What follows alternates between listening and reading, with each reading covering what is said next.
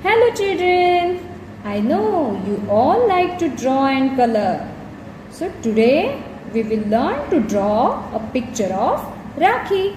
So go and get your slate and chalk fast. Okay, so let's start drawing Rakhi. Okay, now draw a big circle like this. Okay.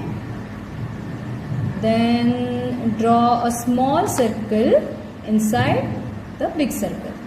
A small circle, okay? Yes. Now we will draw curves around this circle, around the big circle, okay? It's like this. Curves, small curves, okay? Yes. Very good. Now the last one.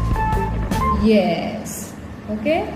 Now draw two lines to the both sides of this circle like a thread of the Rakhi. Okay. Yes. Yes. One more. Okay. So our Rakhi is ready.